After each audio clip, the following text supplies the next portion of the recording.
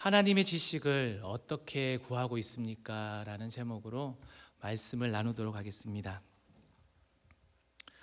어느 그리스도인이 목회자에게 이야기를 건넸습니다. 그리스도인이 행복해지려면 무엇을 해야 합니까? 그렇게 물었을 때 그 목회자는 이렇게 말했습니다. 죄를 죽이면 됩니다. 그렇게 말했을 때에 그 그리스도인이 다시 묻습니다. 그렇습니다. 그러나 그 대답은 어린아이들도 알고 있습니다. 또다시 그 목회자는 말을 합니다. 그렇습니다. 그러나 어른들도 실천하기 어려워하는 일입니다. 라고 말을 했습니다. 이 대화는 무엇을 말하고 있습니까?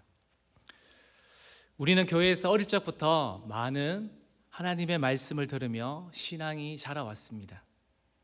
또한 그것도 모자라 요즘은 수많은 신앙서적과 또 미디어에서 흘러나오는 수많은 성경 정보들을 우리는 얻고 그렇게 알아가고 있습니다.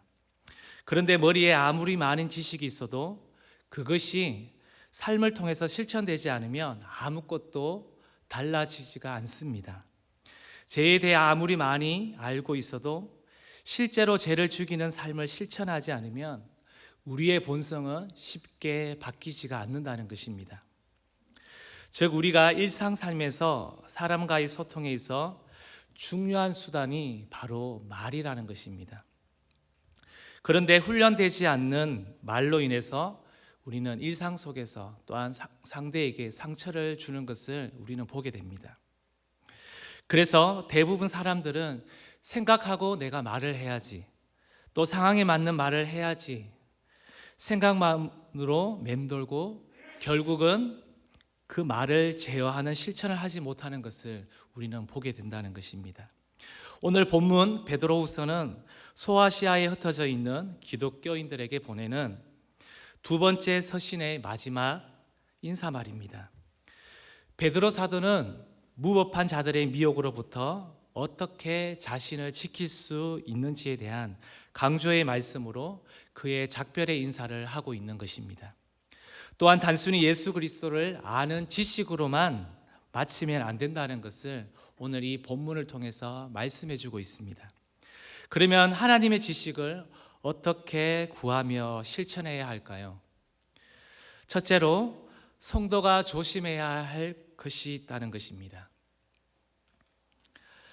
17절에 다시 한번 읽어보도록 하겠습니다. 그러므로 사랑하는 자들아 너희가 이것을 미리 알았은즉 무법한 자들의 미혹에 이끌려 너희가 구센돼서 떨어질까 삼가라. 성도는 하나님으로부터 그리스도에 대한 비밀과 구원의 길을 받아 알고 있는 사람들입니다. 그런데 본문에 무법한 자들이란 법이 없는 자들을 다시 말해서 말씀의 규율 그리고 지식을 받아들이지 않는 자들을 말하고 있습니다. 말씀보다는 자신의 규율, 질서를 더욱 중요시 여기는 사람들, 하나님의 법에 의해 통제되는 것보다 자신들의 자유로운 의지에 의해서 행동하기를 좋아하는 자들을 말하고 있다는 것입니다. 만약 우리가 이미 알고 있는 진리를 저버리고 새로운 거짓을 알고자 하는 호기심으로 말씀에서 떠나간다면 우리는 그 순간 참된 축복의 길에서 벗어나 멸망의 길에 빠지게 되기 때문입니다. 베드로 사도는 바로 이러한 자들의 미혹에 이끌리지 않도록 노력하라고 강조하고 있는 것입니다.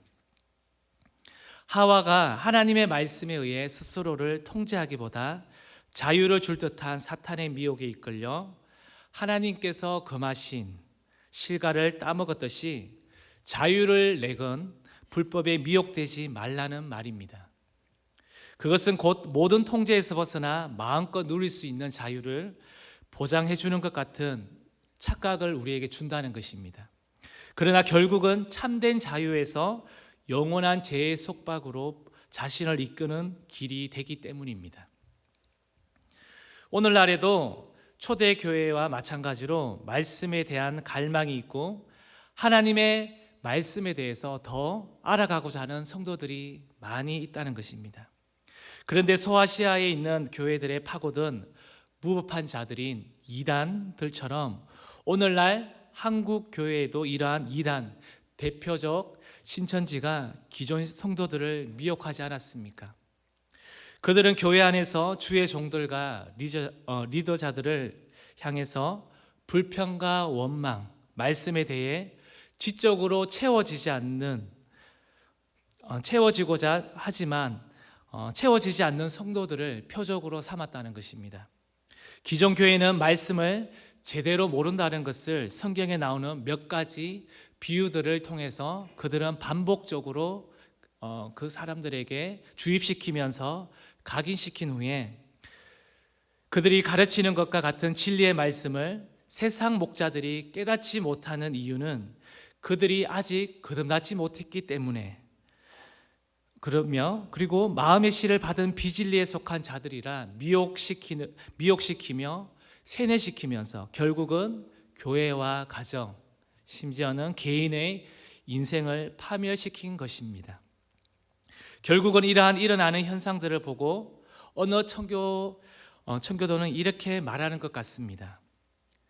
여러분이 하나님의 위대한 말씀을 체험하지 못하고 단지 지식으로만 성경을 안다면 여러분들이 그런 지식을 통해서 어떤 신학적인 입장에 선다 하더라도 사단은 아무 관심이 없을 것입니다 라고 말하는 것과 같습니다. 하나님에 관해 탐구하는 인간의 동기는 두 가지 측면으로 볼 수가 있습니다. 하나는 하나님을 경배하기 위함입니다. 또 다른 하나는 새로운 것을 알고자 하는 지적 호기심 때문에 그렇습니다. 실제로 유럽에는 그리스도인이 아니면서 신학자가 된 사람들이 참으로 많습니다. 이들은 본성적인 지적 호기심으로 인해 하나님을 연구하는 것입니다. 그리고 그 지식으로 자신만의 학문을 세워 만들어 간다는 것입니다. 바로 본문에서 말한 무법한 자들인 이단들은 하나님을 경배하기 위해서보다는 새로운 것에 대한 지적 호기심으로 거짓과 모략으로 하나님과도 단절되게 만든다는 것입니다. 또한 단지 호기심에 이끌려 지식을 찾는 것은 우리의 영적인 삶을 풍요롭게 하지 못한다는 것입니다. 우리가 왜 진리를 알고자 하는 것일까요? 지적 호기심을 충족하기 위해서, 그냥 단지 충족을 위해서인가요? 우리는 말씀을 깨닫는 것에서 만족하지 않고 성도들을 넘어뜨리는 미혹의 영들에서 경계하고 분별하여 지식을 구하는 자세를 우리는 가져야 한다는 것입니다. 그러기 위해서 하나님의 지식을 어떻게 구해야 할지 두 번째는요, 바로 그를 아는 지식에서 자라야 한다는 것입니다. 18절 말씀을 우리 다시 한번 읽도록 하겠습니다. 오직 우리 주 곧 구주 예수 그리스도의 은혜와 그를 아는 지식에서 자라가라. 영광이 이제와 영원한 날까지 그에게 있을지어다. 거짓된 교리와 잘못된 신앙 체험으로부터 우리를 지켜주는 신앙, 지식뿐만 아니라 우리를 더욱 그리스도와 가깝게 해주며 타락과 더러움으로부터 방지해주는 그리스도를 아는 지식 안에서 날마다 생활할 수 있도록 우리는 끊임없이 노력해야 한다는 것입니다. 그런데 신자들이 개념적으로만 지식을 축적할 때에는 그의 영혼은 생명에서 멀어지게 된다는 것입니다. 개념적 지식으로만 만족하는 신자는 그 말씀을 실천하지 못하고 고민하지 않는다는 것입니다. 실천이 없는 지식은 거룩한 삶을 영위해 가는데 귀하지 못하게 됩니다. 하나님을 알아가는 지식에서 자라야 한다는 것은 개념적으로 이해하는 것이 아니라 경험적으로 우리가 맛보아 알아야 한다는 것입니다. 경험적인 지식은 단지 머리로만 아니라 바로 우리의 가슴으로 내려와야 한다는 것입니다. 예를 들자면 60대 후반에 성공한 노신사가 어느 강의에 초대되어 다양한 연령층들이 앉아있는 그 자리에서 강의를 한다고 했을 때에 그가 인생에 대해서 이야기를 한다고 생각 한번 해보십시오. 그런데 강의 도중에 그 강사가 이렇게 말을 하는 것입니다. 나는 어릴 적 너무 가난해서 굶주리고 또 그 굶주림을 통해서 그냥 물로 끼니를 때울 때가 참으로 많았습니다 라고 말했을 때에 그 앉아있는 관객들 가운데 그 강사, 한 60대 후반의 그 강사와 비슷한 연배의 사람들은 그 강의를 통해서 그 굶주림과 가난에 대해서 이야기할 때 느끼는 감정과 그 공감대는 어떨까요?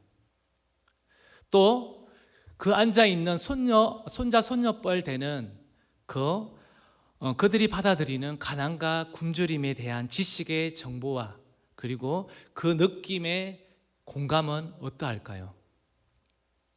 또 하나 예를 들어볼까요? 직접 아이를 낳아 본 여인과 그저 출산에 관해 많은 지식을 갖고 있을 뿐인 사람 중 출산이 무엇인지 제대로 아는 사람은 과연 누구일까요?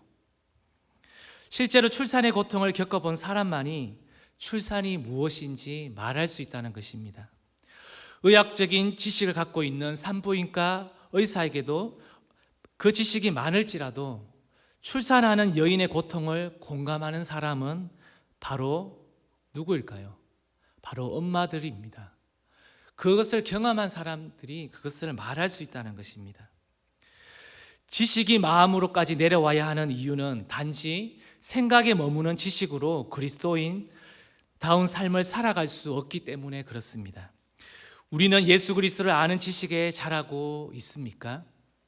나는 지식의 자리는 차가운 지식의 창고에 쌓아만 두고 있는지 아니면 은혜로 따뜻하게 젖은 마음인지 우리는 보아야 할 것입니다.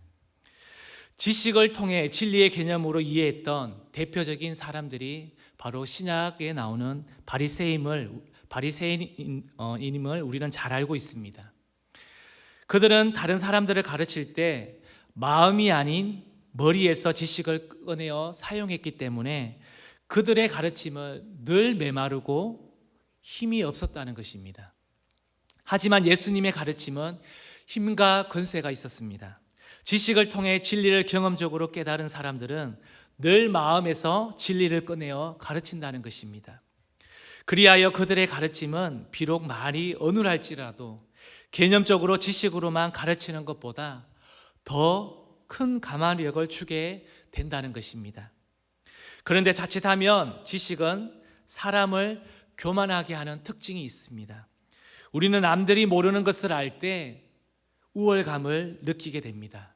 그리고 그때 다른 사람을 얕잡아 보는 마음도 생기게 된다는 것입니다. 그러나 진정한 신앙인들은 그러한 감정을 즐기지 않아야 한다는 것입니다. 오늘날 사람들은 말씀에 대한 지식이 많은 것을 자랑합니다. 특별히 오늘 이 시대에는 우리가 배움을 통해서 수많은 정보들을 통해서 그 알을 사람들에게 말하기를 좋아합니다. 심지어 미디어인 유튜브 신학이라고 할 정도로 많은 성경적 지식들이 오늘날 방 안에서도 우리는 듣고 있습니다. 영적 유익의 측면에서 보면 개념적인 지식만 많은 것은 지식이 적은 것보다 더 나쁠 수가 있다는 것입니다. 많은 지식으로 교만해진 마음보다는 적은 지식으로 겸비한 마음이 하나님을 만나기에 적합한 마음이기 때문입니다. 교만한 마음은 단지 개념적으로 지식을 쌓고 있다는 증거가 됩니다. 참된 진리는 결코 그런 식으로 습득이 되지 않습니다. 물이 높은 곳에서 낮은 곳으로 흐르는 것처럼 은혜와 진리도 겸손한 마음이 가진 자에게 흐르게 된다는 것입니다. 그래서 결국 하나님을 아는 지식에 자라기 위해서는 하나님을 아는 지식이 경험적인 이해를 통해 가슴으로까지 내려와 마음에 영향을 미치고 있다면 앞으로 우리의 심령은 변화될 것입니다. 경험적 지식이 전수되고 성장하기 위해서는 공적 예배를 비롯해 모든 예배 가운데 성령님께서 함께 하시도록 우리는 기도해야 한다는 것입니다. 혹시라도 자신이 드리는 예배가 경배의 장이 되지 않고 있다고 생각된다면 간절히 예배의 회복을 구하는 시간이 되기를 소망합니다. 그리할 때 또한 사도 베드로가 경과 무법한 자들의 유혹과 미혹으로부터 우리를 믿음으로부터 지킬 수 있다는 것입니다. 우리의 생애 끝날 때까지 하나님과 예수 그리스도의 영광만을 위하는 삶, 예수님의 사랑과 은혜를 전하는 삶, 그리고 그 사랑과 지식을 실천하는 삶을 살아내는 자만이 바로 하나님에 대한 그 지식이 자라나는 성도인 줄로 믿습니다. 오늘 또 그 은혜가, 그 지식이, 그리스도를 알아가는 그 지식이 머리에서 멈춰지는 우리 성도님들이 되지 마시고요, 그 머리에서 아는 지식이 우리의 마음으로까지 내려와서 그 은혜가 우리 가운데 사무치기를 소망합니다. 우리 두 번째 불렀던 그 찬양을 우리가 은혜로만 하나님 앞에 나아갈 수가 있습니다.